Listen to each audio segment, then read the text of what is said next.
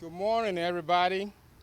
My name is Paul Ajaba, and I am the director of the Michigan Department of Transportation. Today, we're here to celebrate a major milestone in the history of the I-375 freeway. To me, this event marks the beginning of the end of the I-375 freeway as we know it now. Thank you, Secretary Buttigieg, Governor Whitmer, Mayor Duggan, and 375 neighbors who are here today to celebrate this significant project development. I cannot overstate how thankful I am for this grant and how much it means to me and my colleagues that USDOT recognizes the value this project will bring to the community as we acknowledge mistakes of the past, reconnect neighborhoods, and spur economic growth in the corridor. And thank you to my colleagues at MDOT. This has been a project long time coming. We started this journey in 2014, especially Metro Region Engineer Kim Webb, who is here today, and the project manager, John Lurie, who unfortunately could not be here with us. Now I will hand it over to Mayor Duggan. All right. Well, this is a day the Detroit community has been waiting for a long time. I've been advocating for 6 years to fill in this ditch and knit this city back together. And the planning staff in the city have had many conversations with the neighbors in the area on their vision. We know the history. Detroit's been divided by this freeway for nearly 70 years. The motivations in wiping out Paradise Valley and Black Bottom in the 50s are well known, but nobody could have imagined the pain would still last 70 years later. And so we started advocating, the neighbors started advocating, and ultimately we had a breakthrough. Pete Buttigieg became the transportation secretary, Gretchen Whitmer appointed Paul Ajima as MDOT director, and the governor came together, and in March, it's amazing how complicated it is to remove a federal freeway. They were meant to be put in, they weren't meant to be taken out, but finally in March, we got the important designation, the finding of no significant impact, which cleared the way for us to do it. Then the question became, how do you pay for it?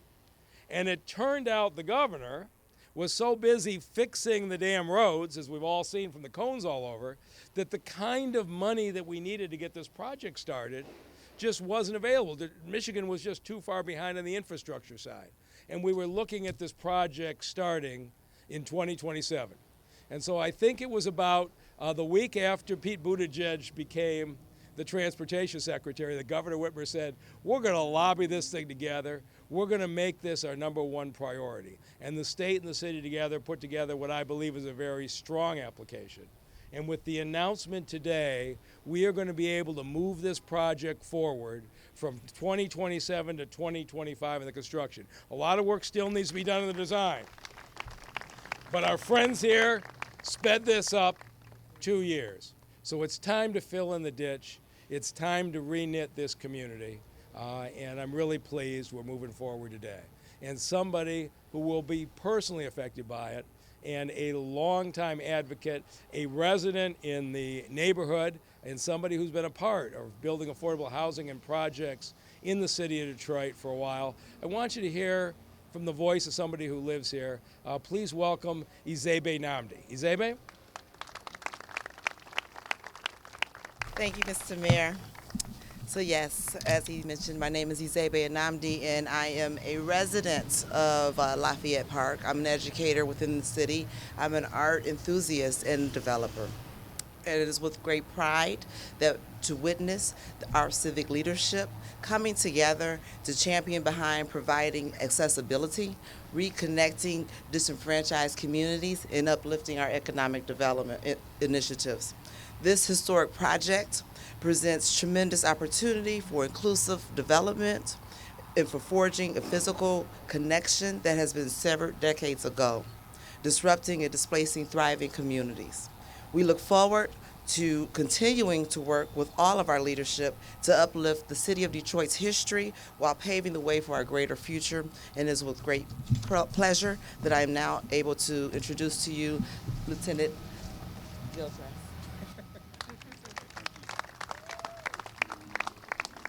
All right, good morning, everyone. I am so proud to be here. This project is personal to me. I spent the first half of my childhood in the Elmwood Park neighborhood in the historic community of Black Bottom. And so as a person who's the son of this community, it really speaks volumes about what a difference leadership can make. You know, the truth is, it was a set of decisions by a set of people who were in power, who excluded the residents who made up this community, that made the choice to construct this freeway and deconstruct our community. But today's leadership, we have the mayor, we have Governor Whitmer, Secretary Buttigieg, Director Ajaba, and Izebe representing this community. We show that a different set of leaders, a different set of people can come together and make a different set of choices with a different set of priorities that center connecting our communities, that center equitable access to opportunity, that center justice. And that is what this project represents. Don't let anyone tell you that an infrastructure project has nothing to do with people. This project is all about people, creating access to opportunity, entrepreneurs who can dream and have their businesses exist right here in their neighborhood, adjacent to the thriving mecca that is downtown Detroit. This represents what the momentum that the city of Detroit is already building, and it's been recognized globally. Everyone from Time Magazine to the startup Genome has said that Detroit is the place to be to make things happen. And when, as the mayor said, fill in this dish, I like that. When we fill in this dish, when we fix this divot, when we create the connections that our community has always demanded and deserved, we create opportunity that we can only imagine about what it unlocks. So I am so excited to be part of this leadership team and to work alongside the residents of this community and of this city to deliver value for this state more than this freeway ever has delivered for our people. And so it is with that, I am so now privileged to be able to introduce to you a visionary leader who is all about making sure that infrastructure supports people, supports productivity, supports our economy, and supports our potential. And that is the governor of the great state of Michigan, Gretchen Whitmer. Thank you. All right. Well, thank you. I'm awfully pleased to be here. As Mayor Duggan often likes to say, it's been a long time since the city of Detroit had a mayor, a governor, and a president who are all on the same page when it comes to delivering for the people of Detroit. And I think this is just one more example of why that matters and what we are capable of when we work together. Today we're celebrating a $104 million grant that we won to replace I-375. And this project will support local businesses, create good paying jobs, reconnect communities that were split over 50 years ago. And I'm so grateful that Secretary Buttigieg is here. I know he will give comments and perhaps give us a little more insight as to how competitive this process was and how fortunate we are to be one of the big winners, because these are not unique to Detroit. Issues like this cropped up all across the United States, and so the fact that we're able to move forward together here in Detroit is a big deal. When it was built, I-375 paved through two prosperous black communities, Black Bottom and Paradise Valley. And the unjust decision displaced 130,000 Michiganders. It uprooted hundreds of businesses and dozens of houses of worship. It severely impacted the local economy, wiping out years of generational wealth. We cannot change the past, but what we can do is work together to build a more equitable future. And that's exactly what we're doing today. That's what this is really all about. With community input every step of the way, we're going to replace this mile of concrete with new street-level boulevard beginning south of I-75 interchange all the way to Atwater Street. Now, the new road will become a part of the city's existing grid, creating a smooth flow of traffic by connecting the riverfront, Eastern Market, and Brush Park. It'll be a mile of economic opportunity with accessible space for small business storefronts, affordable housing, and so much more. And replacing I-375 will reconnect neighborhoods in Detroit. It'll improve quality of life. and build on the city's growing momentum. Earlier this year, we completed our environmental review, and now with funding in place, we can move forward. As I'm sure you may have heard, I'm pretty passionate about infrastructure. Since I took office through the end of this year, we've fixed 16,000 lane miles of road and 1,200 bridges. We got it done without raising taxes. And the $3.5 billion Rebuilding Michigan bond plan to fix vital economic corridors supports 45,000 jobs. The bipartisan Building Michigan Together plan I signed earlier this year was the largest one-time investment in infrastructure in state history. 4 bipartisan budgets included fixing 100 local bridges and improving critical thoroughfares like Mound Road in Macomb County. And earlier today, we unveiled our statewide future mobility plan, laying out a detailed strategy in workforce development, infrastructure, and economic tools so that we can remain a global leader in mobility. When we build up infrastructure, we help people go to work, help them run errands, drop their kids off at school safely. Businesses can move people and goods around more effectively, and tourists can explore everything that Pure Michigan has to offer. So today's I-375 grant is just the latest sign that Michigan is on the move. We are tough, we have faced down once-in-a-century crises and challenges, and we work smarter. In 4 years, we've gotten 4 balanced budgets done. We didn't raise taxes by a dime. We paid down $14 billion in debt and brought our rainy day fund to an all-time high of $1.6 billion. So we can be a model for bipartisanship, not a word we see often enough these days. We've made historic investments in education from preschool to post-secondary. We've cut taxes for small businesses. We've gotten a lot done across the aisle. But to make sure that Michigan is competitive, we have to be a state where every person has real opportunity and protection and respect under the law. That is women, that is the LGBTQ plus community, that is people of color, that is workers' rights, that is voting rights. This is important. But today is a celebration of what we are capable of when we work together. It is an honor to be hosting Secretary Buttigieg here. He was at the auto show with us yesterday. He was here in Detroit last night, and he was working to solve and preclude a strike in railroads across the country, which is front and center for so many businesses located here in Michigan.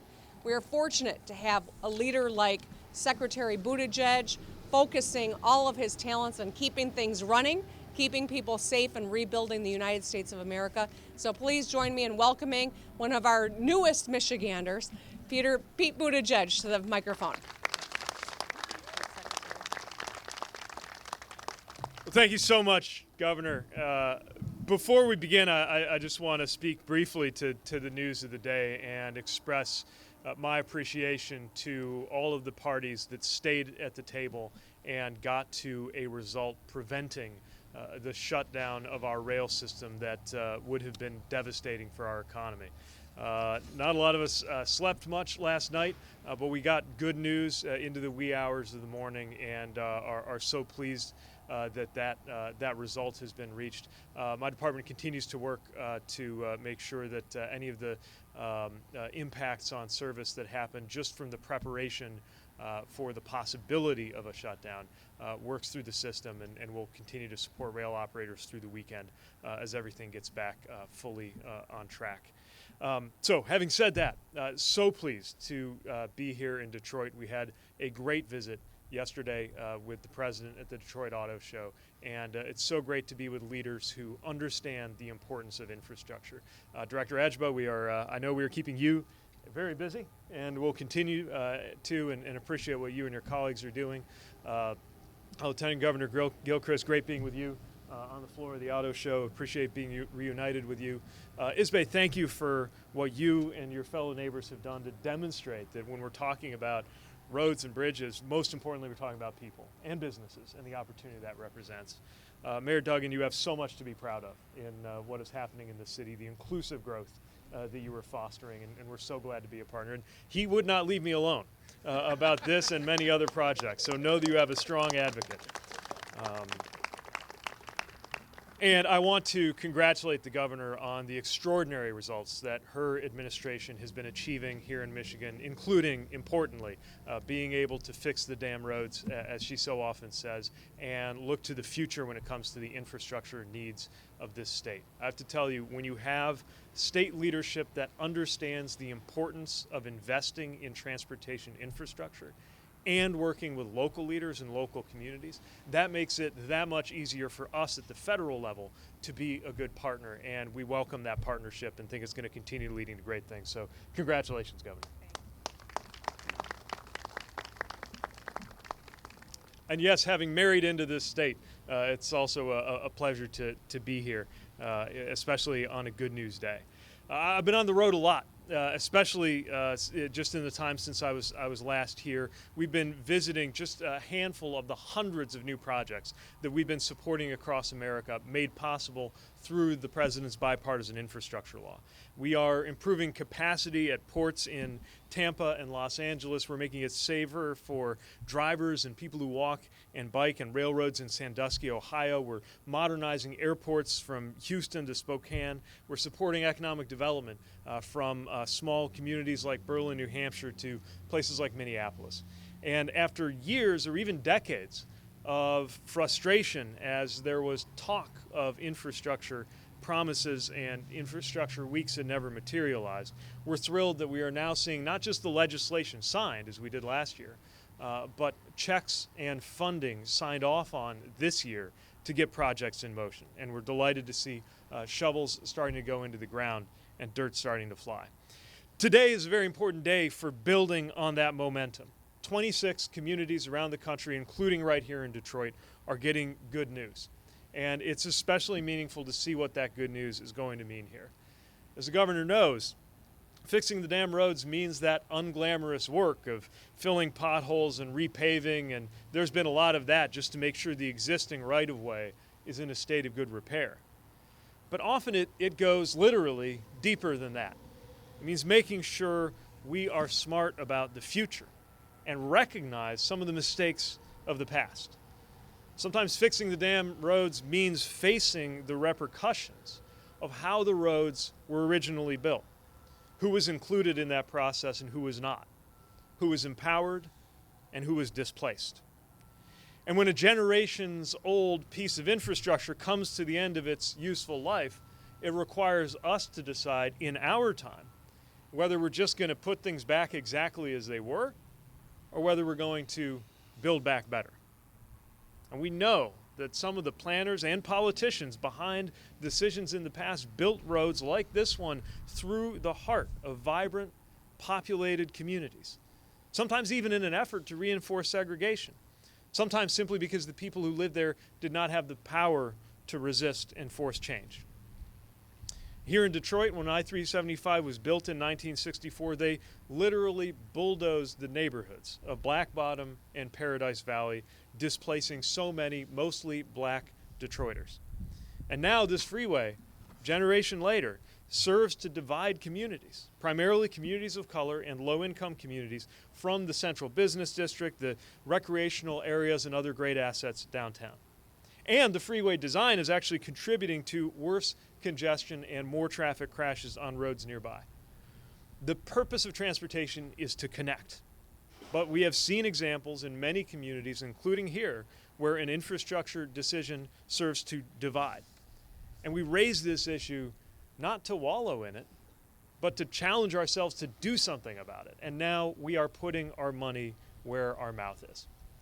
Governor Whitmer, Mayor Duggan, local advocates, the congressional delegation have supported the application for federal grant funding to fix this, and then did exactly what good advocates should do, which is kept pounding on the door, explaining the difference that this would make in the community, and making sure that this got every full and fair consideration in the process. And the result of that is that today I'm delighted to officially announce that the Department of Transportation is awarding $100 million to transform I-375 to reunite this part of Detroit to a connected, thriving community. This is a very big deal, a long time in the making, and it's going to mean that residents can move more quickly, more easily get between their neighborhoods and opportunities, more safely walk, bike, and drive in their city. And I just love I think it's a little bit poetic, having been at the auto show yesterday, to think about how those great American-made cars are going to be rolling on beautiful American streets like the boulevard that's going to be created here. It's going to foster more equitable economic growth and community wealth-building efforts. It's going to use green infrastructure, like rain gardens and pervious pavement, that plays a very important role in preventing runoff from floodwaters from reaching Detroit's water supply. So it's an important part of the commitment to environmental justice as well. And reflecting what I'd like to think of as Midwestern values around being responsible with our dollars. This project is going to save the state a significant amount of taxpayer money every year, because that street level boulevard design is going to cost less to maintain than this current sunken freeway with 15 bridges having to go over it. So if all of this sounds like a big win for the entire community, as it is, it's because it was designed in a way that had so much community input and so much community support. And this is part of a program called Infra, where we have over $1.5 billion going into grant awards across the country, announced today, to build that world-leading transportation system, strengthen supply chains, create jobs, advance equity, and improve economic opportunity. Now, thanks to the President's infrastructure package, which was supported by Senator Stabenow, Senator Peters, and so many members of your House delegation here, we're able to say yes to more projects than we ever have before in the history of this program. But as I shared with the governor yesterday, and I want everybody to understand, even with that added funding, this was an extremely competitive round. We got over $26 billion worth of applications for the $1.5 billion that we were able to award. And what that means is, for the 26 communities that are getting this good news today, including Detroit, it reflects the clear and compelling value to the community that those winning projects demonstrated. And again, that alignment between state leaders and local leaders and community leaders is a very important part of what makes it possible for us to come in and be supportive with federal dollars. Now, tempted as I am to walk you through every one of those projects, I will behave myself and stay brief, but I just want to give you a flavor of what we're doing with some of these. So to strengthen supply chains and lower the cost of shipping, we are upgrading tens of thousands of feet of track on a 100-year-old elevated freight line that runs through central Chicago, constructing a new facility at the Port of Philadelphia, improving highways that are critical corridors for trucks in Clear Creek County, Colorado, and the Twin Cities in Minnesota. We're improving safety for truck drivers, and all drivers really, by building new truck parking, a major issue that we're seeing in our supply chains, in Florida and Tennessee, and we're repairing bridges in Washington State, in Wisconsin, and in Kentucky. And we're making roads safer for people to walk or bike in Baton Rouge, and adding a dedicated 6-mile bus rapid transit line there so people can more easily get to where they need to go. This is, of course, not just about building roads. This is also about building lives and livelihoods. And so we're especially excited about the good-paying jobs and the many good-paying union jobs that will be created through this infrastructure work. And I'm thankful in advance to all of the workers, all of the trades, all of the professionals who, no pressure, but who I expect to demonstrate a national model of success with the delivery of this project. And it's part of an extraordinary year that we're having as the President keeps promise after promise with the infrastructure law, the Inflation Reduction Act, the CHIPS bill, lowering costs for Americans and supporting more manufacturing jobs right here in the U.S. So Detroit, Michigan, you have a lot to be proud of. We are thrilled to partner with you, and I just couldn't be more delighted to congratulate you on this successful application. Thank you again, and congratulations. I think we have a little bit of time for media questions. My colleague Danny, if I can, will quarterback that, and take it away. Yeah. Well, you know, from the beginning, our message to the parties has been the importance of coming together, and that meant everybody had to move. Secretary Walsh physically gathered the different parties at the Department of Labor and was staying in contact with them as well as with the White House. Secretary Vilsack and I We're communicating with some of the different players involved, urging them on, talking about what it might take to find that deal space. And I would say somewhere between midnight and 4 in the morning, I started seeing signs, I think we all did, of a positive turn in those talks. And we're delighted to be able to see that official announcement go out around 5 a.m. this morning from Secretary Walsh.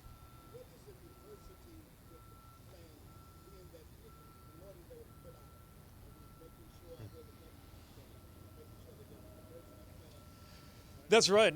Let's talk about this in 2 ways. First of all, the wealth that needs to be created and will be created for the same underserved and overburdened communities that have been held back by this highway design and were displaced in the first place. The connection to the economic opportunity downtown, the vibrancy that comes with a great street design, what that's going to mean for opportunity for the small business and for quality of life here. But also the projects themselves represent an extraordinary opportunity to build generational wealth. And across the administration, we are, and certainly across all of the activities of my department, we are engaging minority businesses. We're engaging labor to make sure that more workers who historically maybe haven't had access to those great, good-paying union building trades jobs that are associated with this have every opportunity to thrive, because that's an important part of how we're going to build a diverse middle class thriving for the future.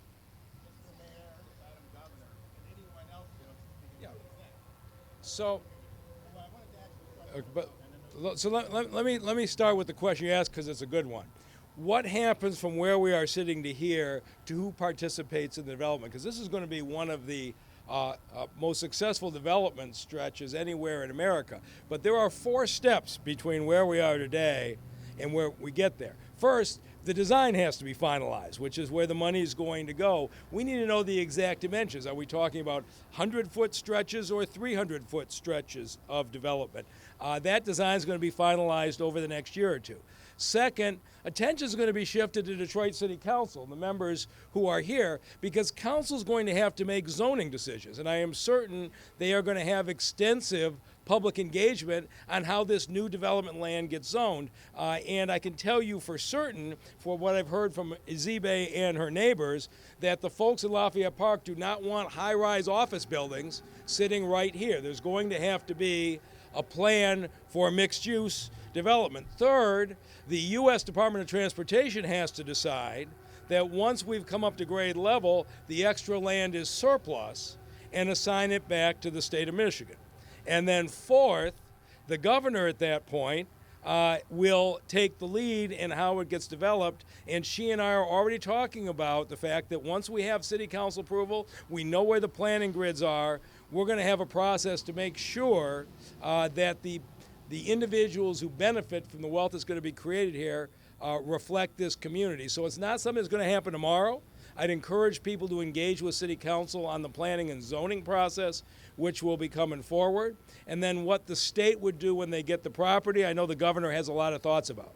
I think that wasn't actually my question, Mr. Mayor. That was Gary's. Okay. The question is about the actual site Yeah. where we're standing right here today. Is there any coincidence about it?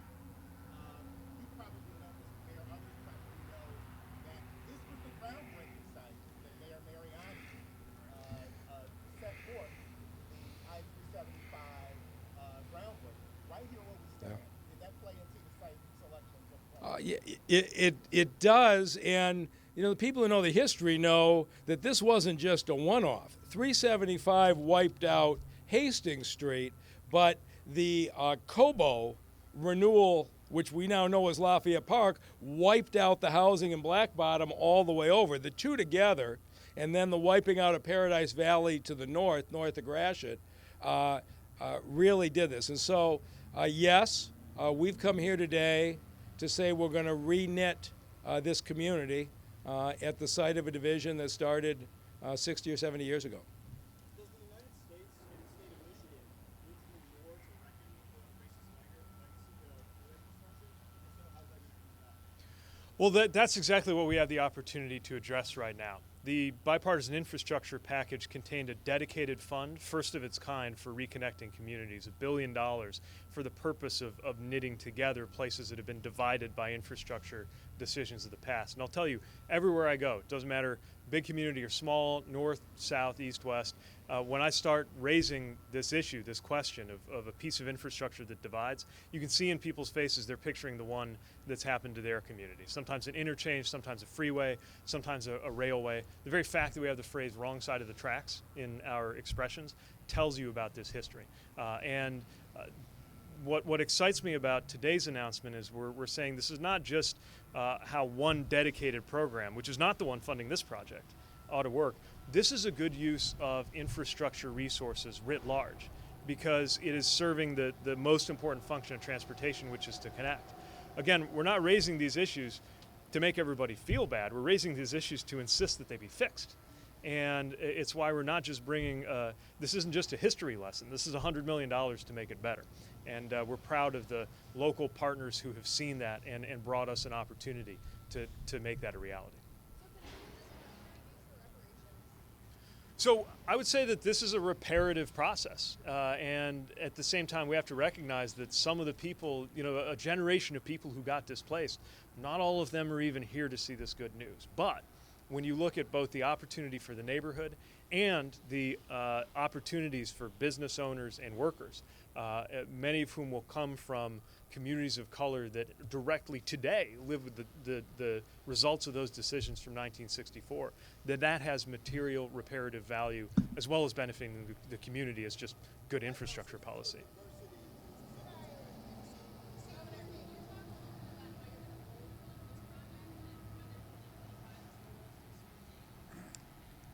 So we're grateful that we're getting these federal dollars. $104 million is probably, I can't speak to what all the sizes of the other grants are, but I think that this is probably one of the bigger ones.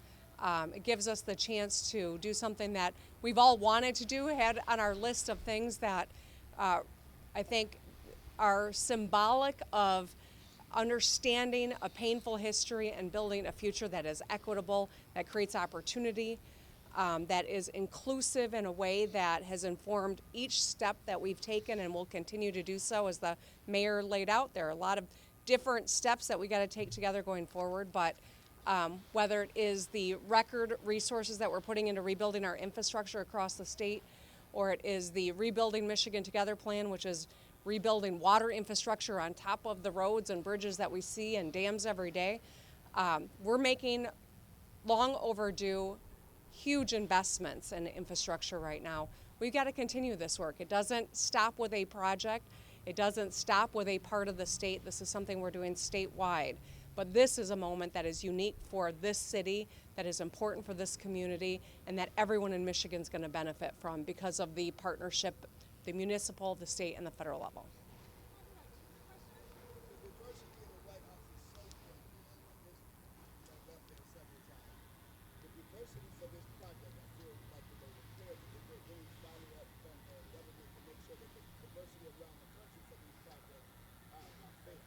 So I'll let the state or local leaders speak to how that specifically works on the ground. But what I'll say is, to us as an administration, this is a priority. And I've been engaging with the business community, with the minority business community, with other government agencies like the SBA that does a lot of work here. Matter of fact, right now we're revamping the DBE rule for our department to try to make sure there's less red tape for businesses handling certification and more clarity and accountability in terms of things like the directory and being able to not just to use the businesses that are there, but to grow the capacity that is there, because we have that much in terms of new resources moving through the economy. So we are very committed to this, and we will follow up with all of our project sponsors to see how it's going.